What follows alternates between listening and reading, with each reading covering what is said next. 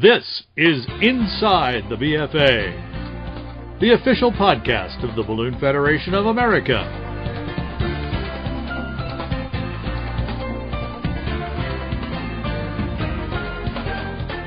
Each episode of Inside the BFA is an open discussion of the many aspects of the sport of ballooning and the BFA's work to represent its members and the ballooning community at large. Now, here's your host, editor of the BFA's Ballooning Journal, Glenn Moyer.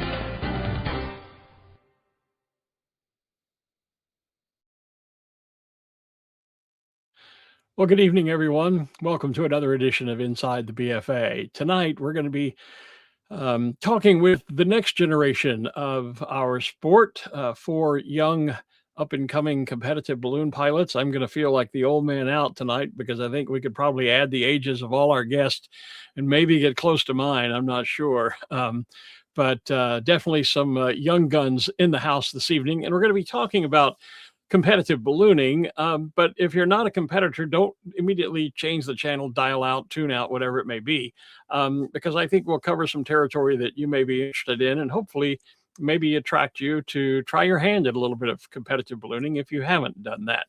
So without further ado, let me get to introducing our guest for the evening. First of all, without her crown tonight, but we are welcoming Amy Knighting, who is an entrepreneur, aviator, and adventurer, who alongside with her husband, Scott, owns and operates Zion Balloons in southern Utah and helps to run the Balloon of the Rockies Flight School, where they train and mentor aspiring hot air balloonists. Many of you may know, of course, that Amy just recently won the title of the U.S. Women's National Hot Air Balloon Champion, and she flies throughout the United States, Europe, Mexico, and beyond. Amy is also, she says, a wife and proud mom to 4 boys and 1 daughter, and school starts next week, so it's going to get crazy around the Knighting household. Our next guest this evening is Meredith Bennett. Meredith has been involved in ballooning since 2000. She tells me that we can blame Sean Askren. I blame Sean for a lot of things, but she says we could blame him for bringing her into the sport. She took her first flight with Sean and was hooked thereafter.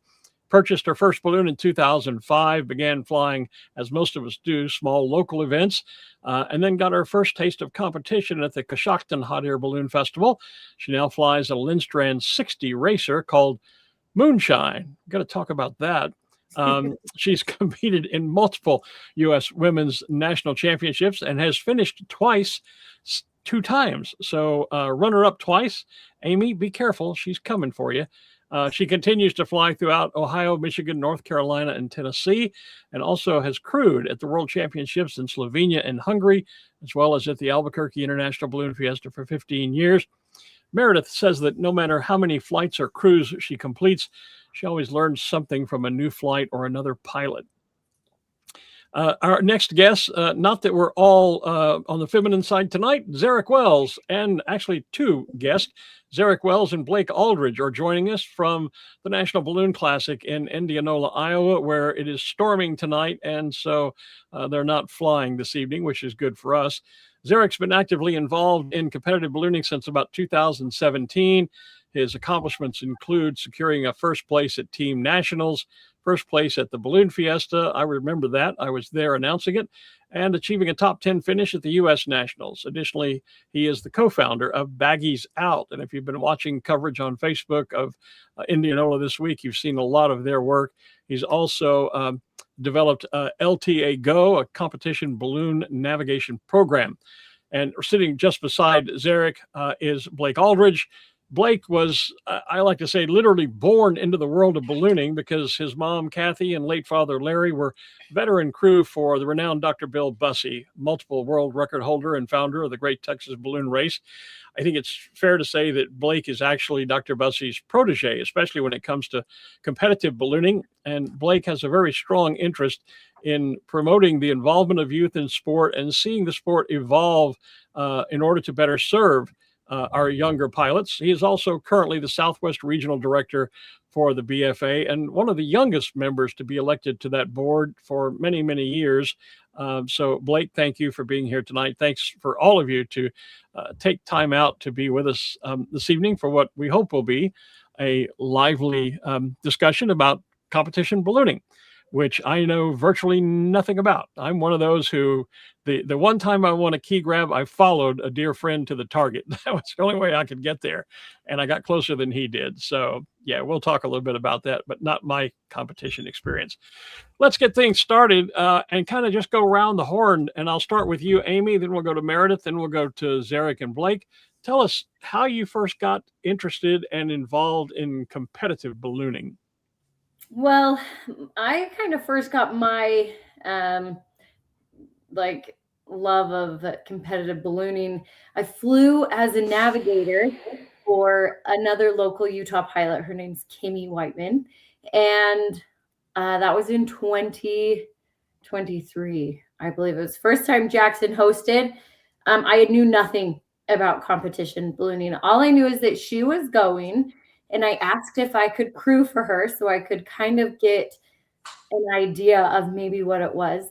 And so she was like, yeah, you can come crew for me, but better yet, how about you come be my navigator? And I was like, okay, I'll fly. No idea.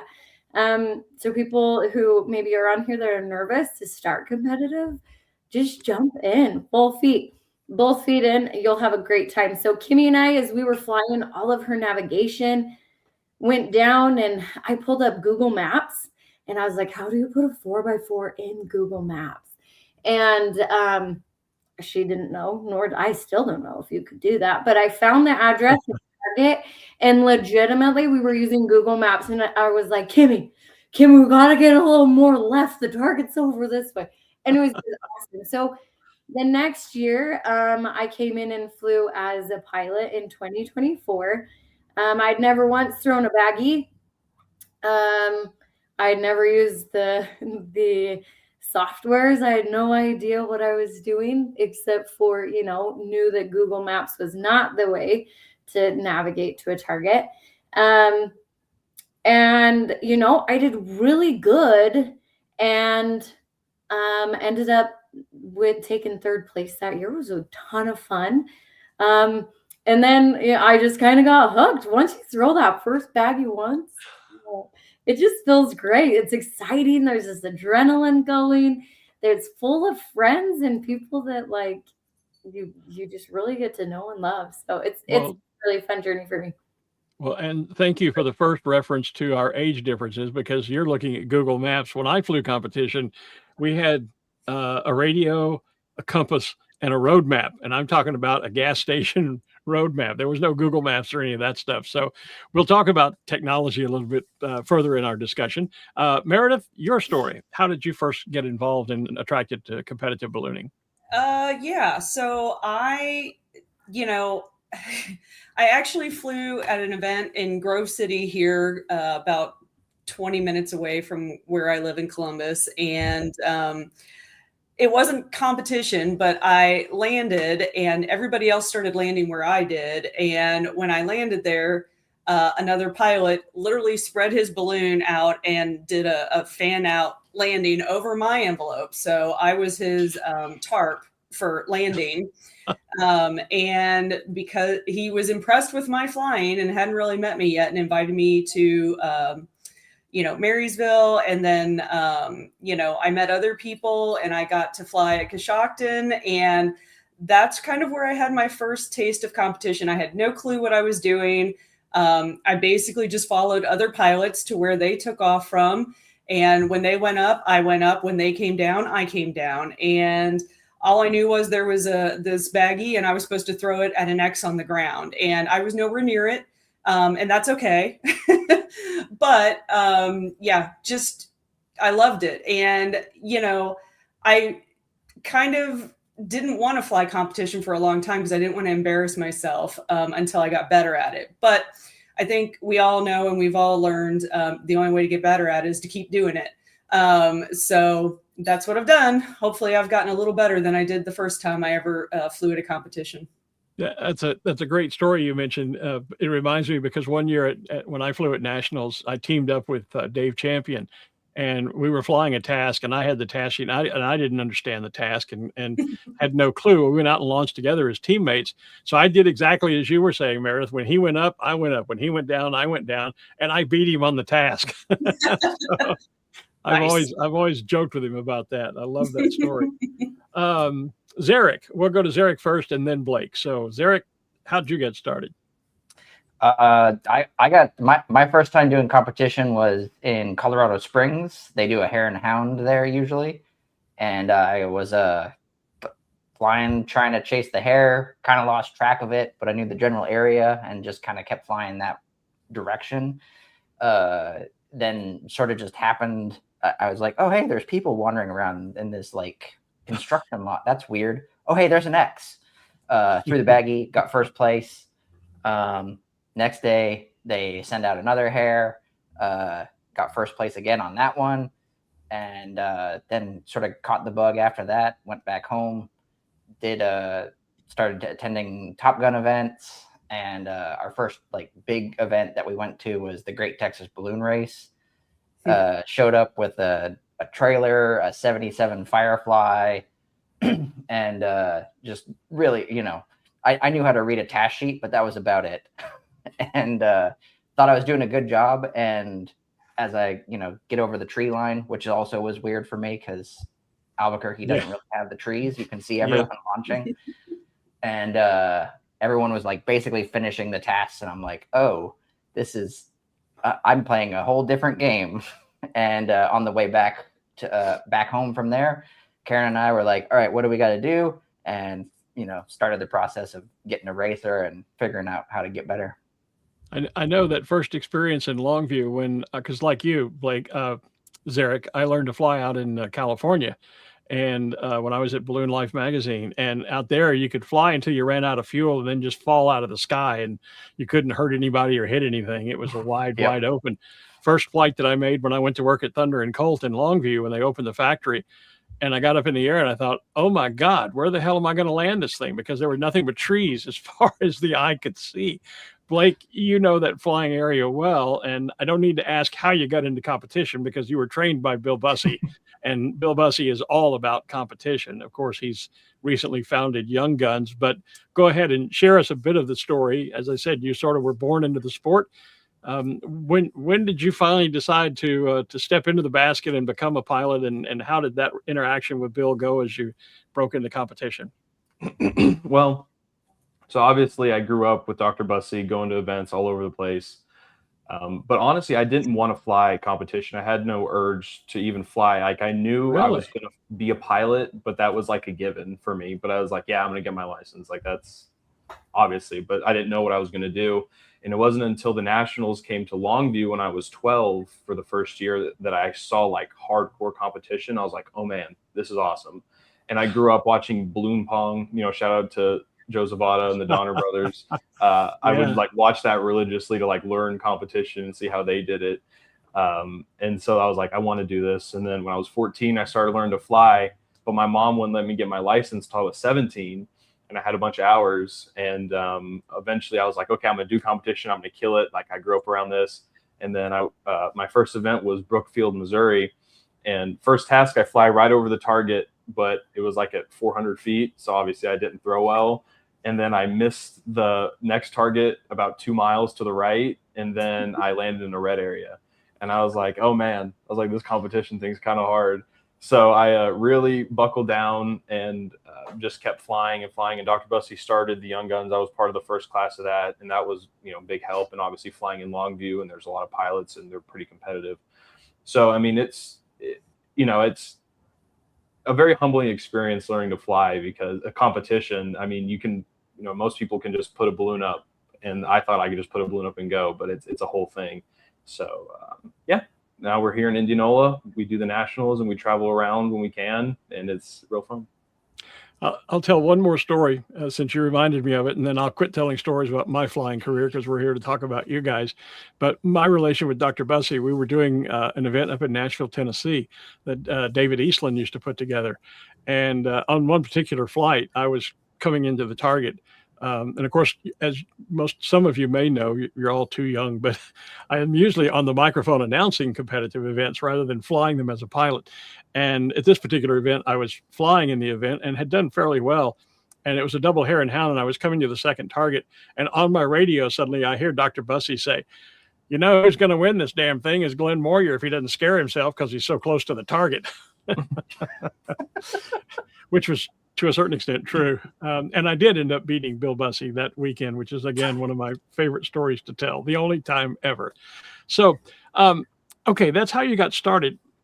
I'm curious how you learned the skill of competitive piloting. Blake, I know you had Dr. Bussey as an instructor, but the others of you, because I know over in the United Kingdom, they do an event that I've always wanted to see the BFA do here, where young, up-and-coming, starting out competitive pilots connect with a veteran competitive pilot, and they actually stage a mock event. And so the pilot in training, or the pilot under training, the PUT as they call them over there, flies with a veteran pilot and flies the task, and then afterwards they debrief.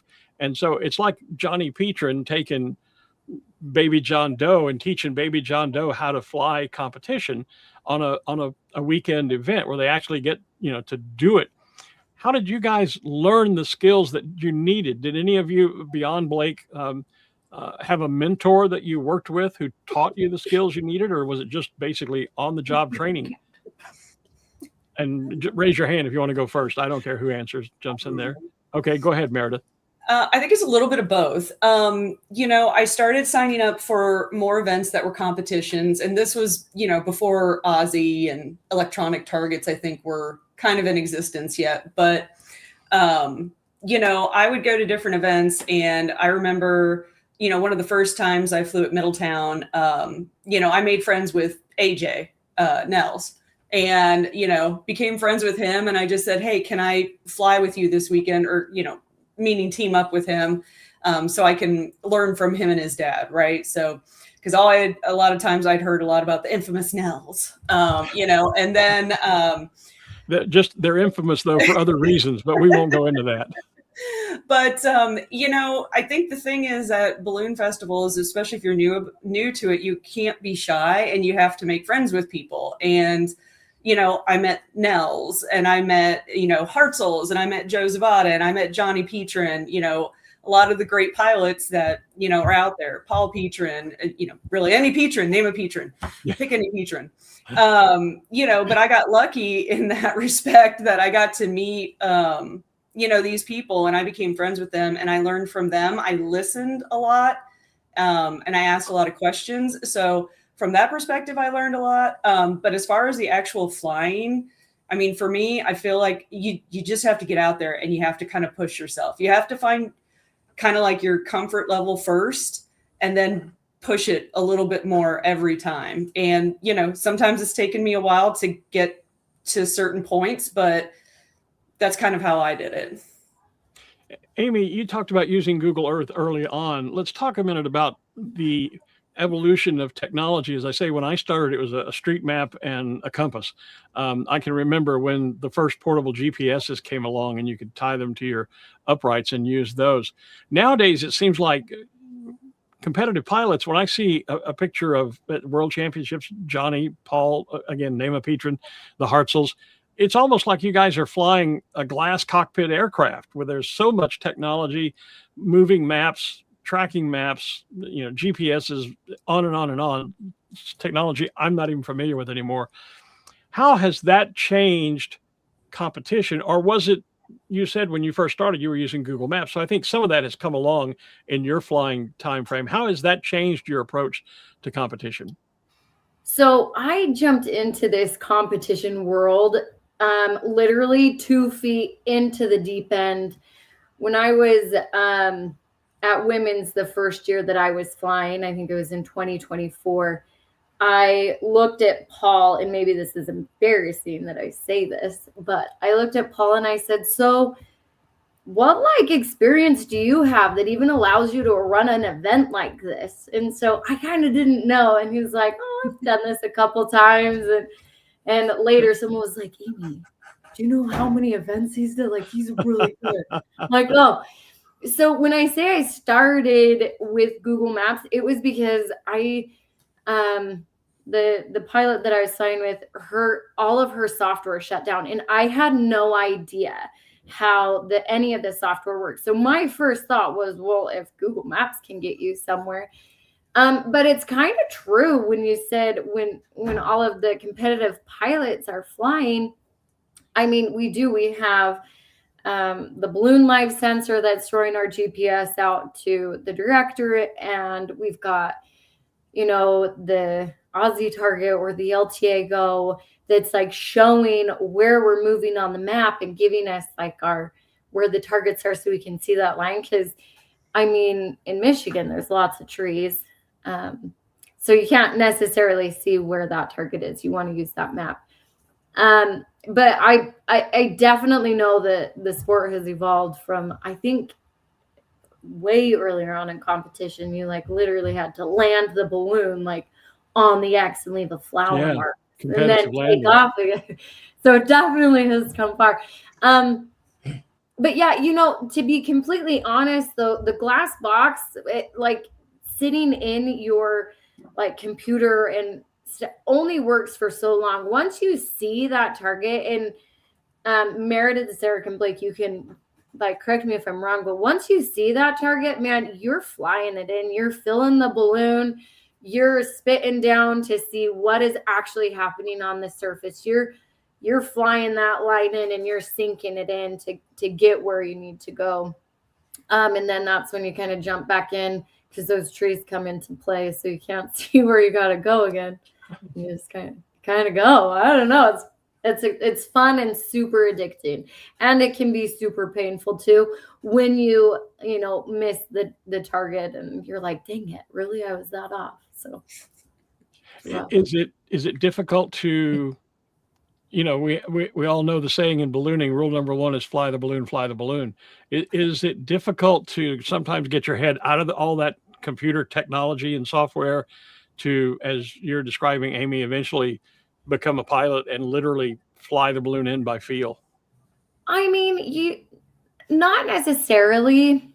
I feel like the computer and the navigation stuff is a definite help. Like, you're looking at where you're going, and for me personally, I'm looking at the line, and if I am trying to fly a line in, I want to sit 2 or 3 degrees on that line, depending on what's happening on the surface. And I'm flying that balloon in the whole time. So you're just looking at like your heading quite often, so you've got your bearing and your heading. Where are you going to, and what are you getting? So what do you need? So as long as you, keep that number pretty small and just fly that line in. And I don't know, these guys they've all been flying competition for way longer. Zerek, I remember will always hold such a special spot in my heart. The first year that I flew competitively, I was so excited. I was like, Zerek, I flew this donut perfect. It was so good. Like, I've got my computer still on. Here, take a look at it. Tell me, how do you think I did? And I handed my computer to Zerek, and his poor face. He was like, oh no. He's like, Amy, you see this big center part? Yeah, don't fly in there. Where I had flown all the way in there. I thought it was you killed the center of it. Dude, I flew right to the X of my donut. It was so good. So, understanding is a very good portion of ballooning competition. Technology, Zerek, also has come along. It was just as I was just getting out of flying, I was seeing it in regard to flight planning. I can recall being at the Natchez Balloon event one year, and Gary Haven and some of the other pilots were gathered around. Ron Frusher was there, and they had an app on their iPad where we were looking at a fly-in to a target, and they could go, well, if we go to this field, the line in is, and it would show you the line in degrees, and then you could compare that to the wind lines, and then they go, well, if we go 2 blocks down the road, where you would normally you'd see pilots going back and forth on streets and around neighborhoods trying to find the perfect launch site. They're sitting at briefing going, well, if we go into this field, we can go, or if we move over here to this field. My question that I'm trying to get to there is, how much has technology changed your flight planning and hopefully improved flight planning in terms of better weather information, better pre-flight navigation? How do you work with that when you're planning a competition flight? I mean, it's sort of exactly like you said. Like, you're able to actually plot out everything and, look at it and say, oh, there's this field that lines up with the wind line that we need. I feel like oftentimes you hear sort of the complaint of like, oh, there's too many electronics in the basket. And I feel like, if anything, I don't feel like we have that much really in the basket. It's really just a big screen it's like a paper map, except it moves. But it's sort of like what Amy was talking about. I'm flying the balloon mostly. The computer is just there as like a double check. Like, I feel like I'm going this way. Am I? Yes. I feel like I need more right. Oh, I do need more right. I need 2 degrees. It's really, it's an assistant. It's not flying the balloon for you. Like, it's not doing the burner. It's not achieving level flight. It's not throwing the baggie for you.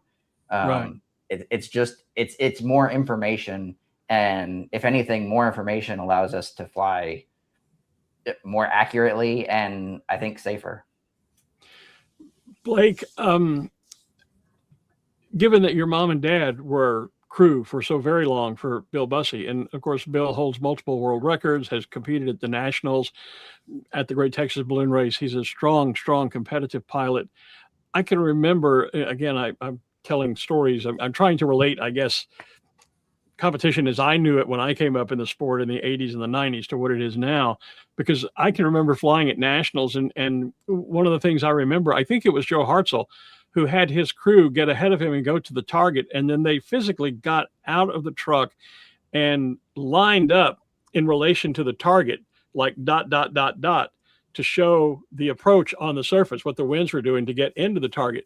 My question to you, Blake, because of your parents' crewing background, how important then is it to succeed in competition to have a good, knowledgeable crew on the ground, and what roles do they play in competition today? Because one might think, well, you've got all this computer gizmos in the basket, who needs crew on the ground? But I'm guessing they still play an important role, don't they? Well, crew, I mean, obviously crew is so important. And, you allude to the old days, and Dr. Bussey kind of, a lot of his methodology is still the old days, right? I remember when I was a kid learning to fly, have the Garmin GPS, because you walked out to the field where the main target is, and you do a man overboard, and you let a pieball go, and you're driving down the street looking for a 50-degree line, and you're watching it on the dash. So I learned with a lot of those old things. And I remember him telling me at nationals to run out in the middle of a field, because that's where his fly on was that he declared, and to give him a reference point. And I'd be standing out in the field waving my hands like this, like, hey, come down here. But crew is so important. How we operate a lot with our team is we'll have someone go to the first target, and we do the typical pie ball on a fishing line, and we're having live readings as we go, which is so important. My crew goes to the target, and they give me reference points a lot. Amy kind of alluded to targets that are behind trees that you can't see, and I have my crew go, and I say, hey, what's the red balloon doing?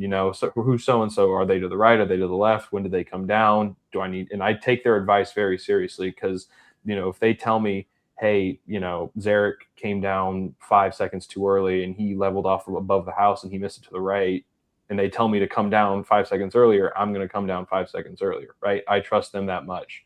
So crew is, obviously they help us load up the balloon and do the normal flight operations, but I couldn't really do it without crew, and I don't think anyone could. And especially when we get to the upper competition where they're letting go patty cakes for us, or they have their own technology with LTA Go or Aussie, and their opinion is very valued, I guess you could say. And they're the ones that can make or break a good weekend. We've talked about, I think it was Amy who mentioned the adrenaline rush of getting to the target. Meredith, maybe you can provide some commentary here, because we've got a couple of videos of, I think, Meredith making an approach or two. Here we go. Meredith looks like she's going right into it.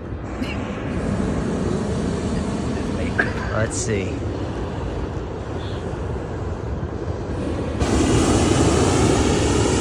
Gotta do a big burn there.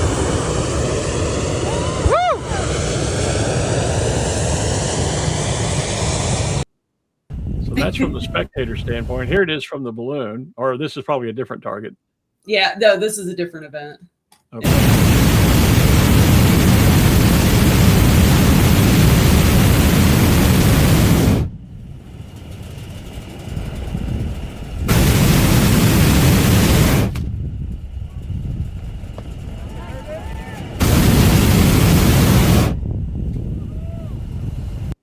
Well done, Meredith. And you don't win a national title without getting close to a target. So I think, Fred, we have a picture of Amy at one of the targets from the recent U.S. Nationals, Women's Nationals. Amy, what was going on here? This was actually a super fun target. On the surface, there was a lot of left, and up higher, there was a really fast right-hand turn. Like, I think if you went higher than 700 feet, it was, I don't know, probably like 20 degrees or 20 miles an hour. It was pretty quick. And so it was a really,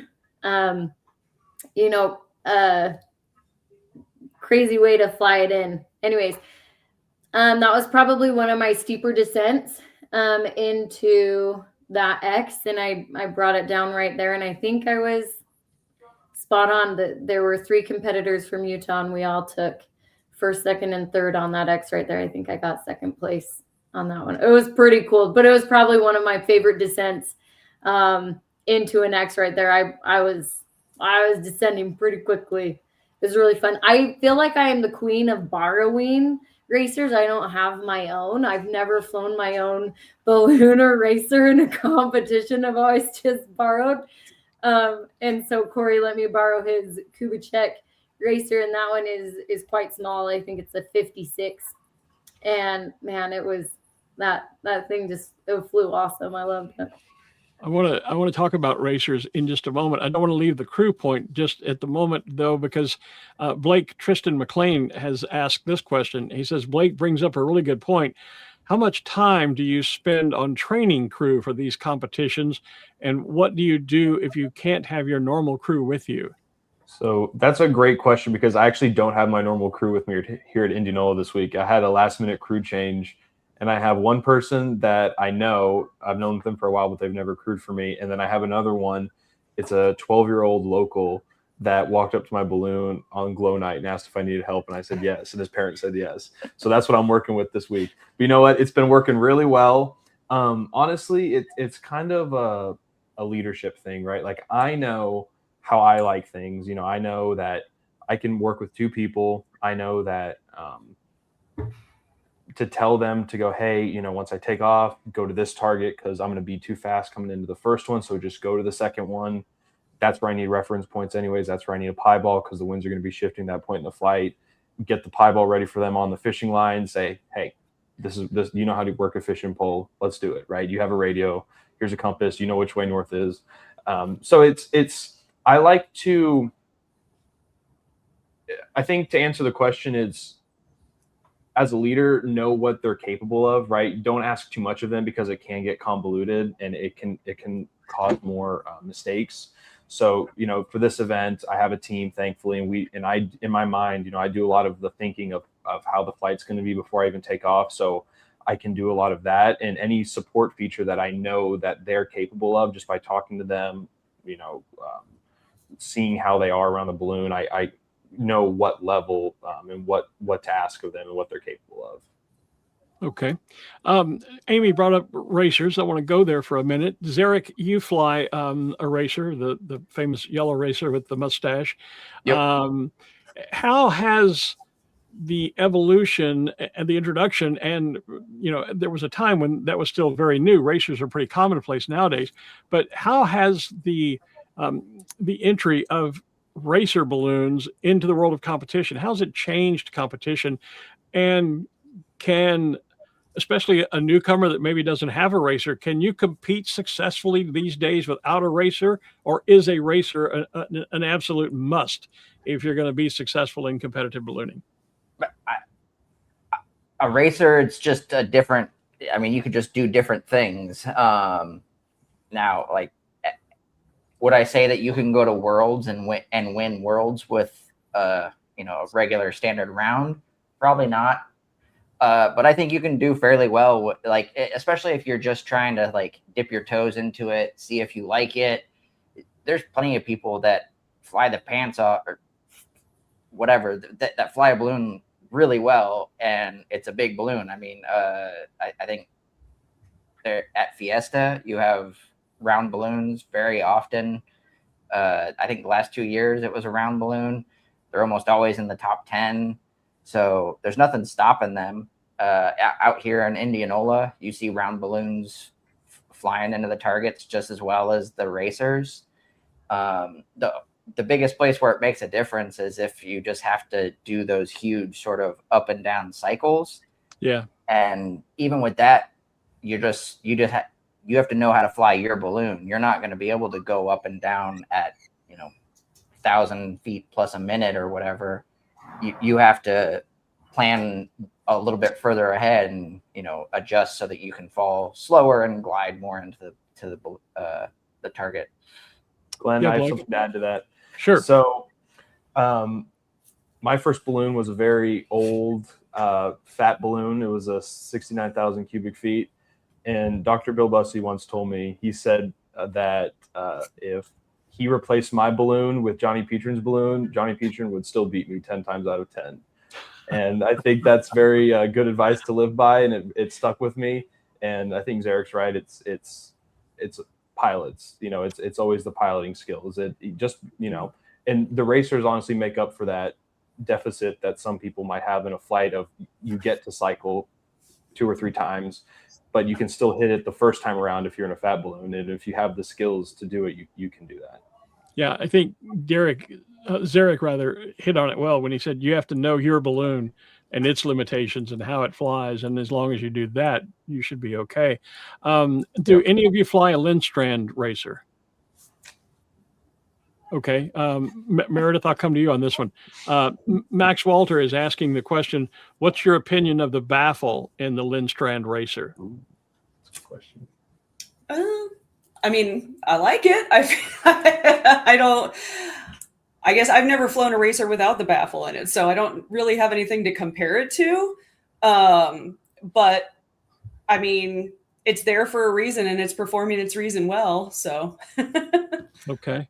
I've heard for a long time, and I've always been a proponent of this as well, that competition makes you a better pilot. Whether or not you want to be a competitive pilot, you may not want to compete for national championships or anything else, but participating in even something as simple as a hare and hound can make you a better pilot. Would the 4 of you agree with that? And why would you say that's true? I see a lot of thumbs up from Zerek and Blake. Zerek, jump in there. Mary. Oh yes, Project Hail Mary. No, I mean it makes such a difference. I mean, we call them flyers and floaters, right? And floater is not a derogatory term. Some people might use it, but I don't. I mean, some people live in areas where they can go out their front door and fly in the desert or a valley or somewhere really nice, and they can afford to just go up and fly, and then time to land, they just come down, and that's fine, right? But I do think there's an element of safety to that as well, right? Because if the winds do shift, or you're in a predicament, or something happens, and you're, don't have the fortune of a big field being under you, you need to be able to navigate the balloon. And so I think it's, for 100% yes, competition makes you a better pilot. I'll be flying an afternoon flight in Longview where we talk, you touched on it, Glenn. There's a lot of trees. People call it a very hard place to fly because, yes, I mean, I would say it's 85% trees, and then there's a parking lot or there's a soccer field you can land in, but you have to dive in there and hit it. And fortunately, those fields I have to dive into to land are also targets that I've flown into before, right? And I know, and it's the same thing in practice. So I always recommend competition to anyone, regardless of how many hours they have, or if they just fly rides or whatever. Like, always challenge yourself, because it makes you a better pilot and it makes you a safer pilot, and that's the most important thing at the end of the day, that you can fly another day. I think it teaches you how to drive the balloon. You can steer it to where you want to go, rather than, as you say, you learn enough, especially as a new pilot, to inflate the balloon and take off. And then, we always say, well, you can't steer a balloon. It just goes where the wind takes you. And as a young pilot, especially without any competition experience, you tend to do that. You get in the air and you just let the wind take you until you decide it's time to land. And then you say, okay, what's around me that I can land in, rather than learning. Yeah, I remember, again, one of my first flights in Longview, when I got in the air and I went, oh my God, where am I going to land? And I took the first field. Well, the first one was a baseball field 3 miles away I could never get to. The next field I landed in, because I couldn't see anything but trees for the next 100 miles, it seemed like. Longview is a very difficult place to fly. What about the others of you? Amy, Meredith, your thoughts on how competition makes you a better pilot? So where I fly year round in southern Utah, in my little bio, it said that we have a flight school. So I do a lot of flight training, and navigating. I like what Blake said. You have floaters or you have flyers, and if you're just going to float around, navigating and steering, like, that's going to definitely get you to where you need to go, as if you're flying. So I fly in very light and variable. The winds here are super light and variable. So you can go up 10 feet and get a totally different direction.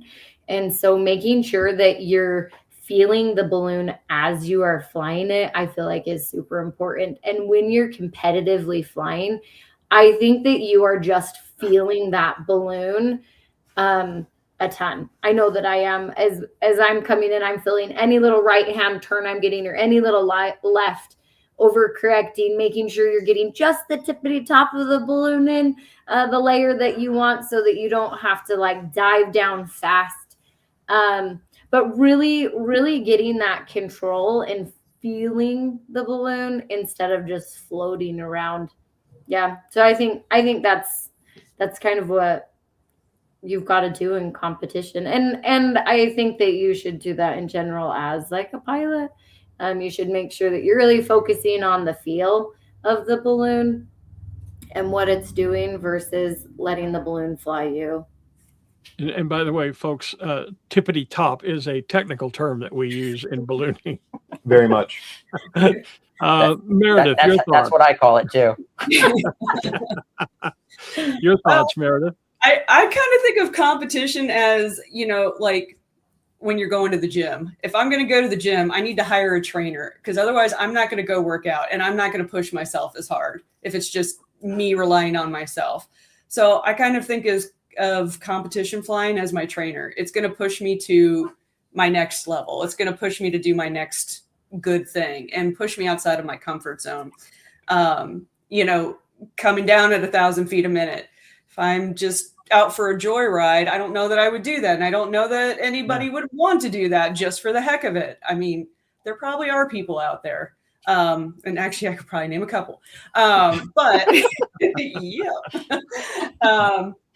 But, I think it's like any sport. You have to be committed to it. You have to push yourself in it. And when you do that, you're going to do good. You're going to do great. You're going to have times where it's not always going to work out. But when it doesn't work out, you know what you learned from it. So. Okay. We're just about coming up to the cutoff time here. Blake, I'm going to give you final word tonight, in part because, as I mentioned earlier, of course, Blake is the Southwest Regional Director for the BFA, but you also are, and again, I say this very sincerely, as a protege of Dr. Bill Bussey. Dr. Bussey's new emphasis, or his emphasis these last few years, has been the creation of the young guns. He's very much a proponent of bringing the next generation of ballooning, of pilots into the sport of ballooning. As a young director for the BFA, competition is one doorway that people can use to enter the sport of ballooning, but it's not for every pilot. Some pilots just don't like that. They just want to be a fiesta fun flyer. It's a hobby for them. Blake, you have a strong interest in bringing young people into the sport. What do we need to do in the sport? What does the BFA need to be doing to make ballooning more attractive, more available to young people, and to bring on that next generation? How would you like to see the sport evolve in the next 5 to 10 years or so? And what do you think us old folks should be doing to bring more of you young people into the sport that we love?